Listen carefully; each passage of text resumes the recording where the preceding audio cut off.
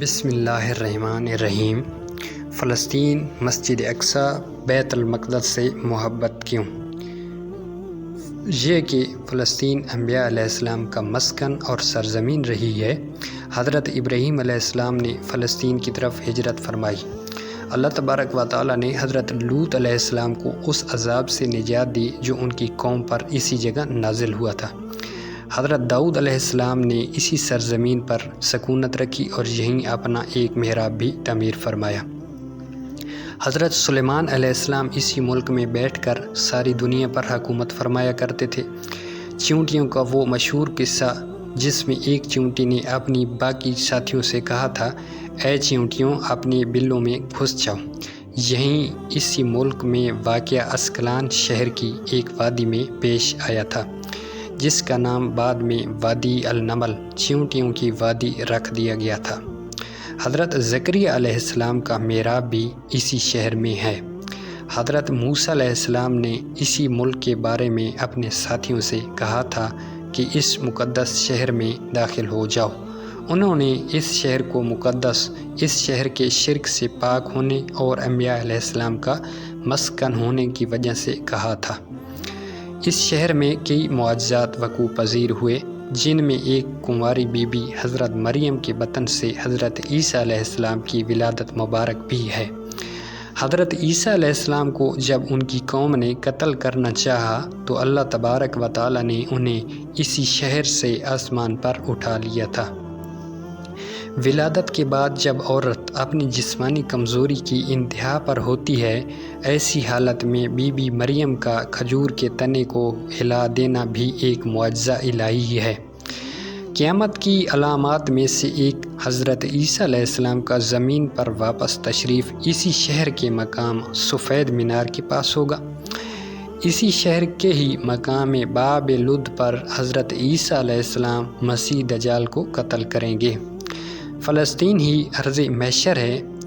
اسی شہر سے ہی یاجوج و ماجوج کا زمین میں قتال اور فساد کا کام شروع ہوگا۔ اس شہر میں وقوع پذیر ہونے والے قصوں میں سے ایک قصہ طالوت اور جالوت کا بھی ہے۔ فلسطین کو نماز کی فرضیت کے بعد مسلمانوں کا قبلہ اول ہونے کا اعزاز بھی حاصل ہے۔ ہجرت کے بعد حضرت جبرائیل علیہ السلام دوران نماز ہی حکم ربی سے آقا علیہ السلام کو مسجد اقصیٰ فلسطین سے بیت اللہ کعبہ مشرفہ مکہ مکرمہ کی طرف رخ کرا کر گئے تھے۔ جس مسجد میں یہ واقعہ پیش آیا وہ مسجد آج بھی مسجد قبلتین کہلاتی ہے۔ حضور اکرم صلی اللہ علیہ وآلہ وسلم معراج کی رات آسمان پر لے جانے سے پہلے مکہ مکرمہ سے یہاں بیت المقدس تشریف لائے گئے۔ سرکار دو عالم صلی اللہ علیہ وآلہ وسلم کی اقتداء میں انبیاء علیہ السلام نے یہاں نماز ادا فرمائی۔ اس طرح فلسطین ایک بار پھر سارے انبیاء کا مسکن بن گیا۔ سیدنا ابو ذر کہتے ہیں کہ میں نے رسول اللہ صلی اللہ علیہ وآلہ وسلم سے عرض کیا کہ زمین پر سب سے پہلے مسجد کون سی بنائے گی؟ تو آپ صلی اللہ علیہ وآلہ وسلم نے فرمایا کہ مسجد الحرام یعنی خانہ کعبہ۔ میں نے عرض کیا پھر کون سی مسجد بنائے گی؟ تو آپ صلی اللہ علیہ وآلہ وسلم نے فرمایا کہ مسجد الاقصیٰ یعنی بیت المقدس۔ میں نے پھر عرض کیا کہ ان دونوں کے درمیان کتنا فاصلہ تھا؟ آپ صلی اللہ علیہ وآلہ وسلم نے فرمایا کہ 40 برس کا، اور تو جہاں بھی نماز کا وقت پالے وہیں نماز ادا کر لے، بس وہ مسجد ہی ہے۔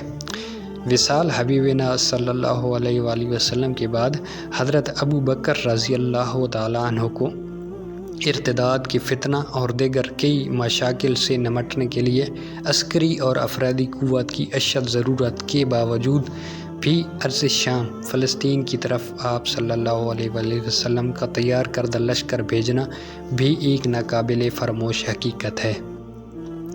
اسلام کے سنہری دور فاروقی میں دنیا بھر کی فتوحات کو چھوڑ کر محض فلسطین کی فتح کے لیے خود سیدنا عمر کا چل کر جانا اور یہاں پر جا کر نماز ادا کرنا اس شہر کی عظمت کو اجاگر کرتا ہے۔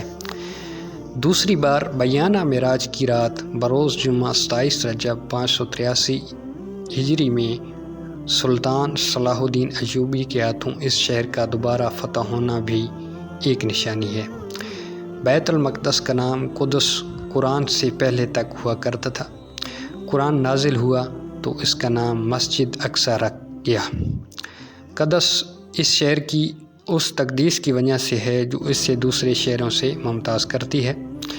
اس شہر کے حصول اور اسے رومیوں کے جبر و استبداد سے بچانے کے لیے 5000 سے زیادہ صحابہ کرام رضوان اللہ علیہم اجمعین نے جام شہادت نوش کیا، اور شہادت کا باب آج تک بند نہیں ہوا، سلسلہ ابھی تک چل رہا ہے۔ یہ شہر اسی طرح شہیدوں کا شہر ہے۔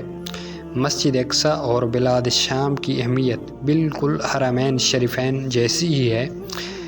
جب قرآن پاک کی یہ آیت والتین والزیتون والطور سینین وہذا البلد الامین نازل ہوئی تو ابن عباس کہتے ہیں کہ ہم نے بلاد شام کو التین انجیر سے، بلاد فلسطین کو الزیتون سے،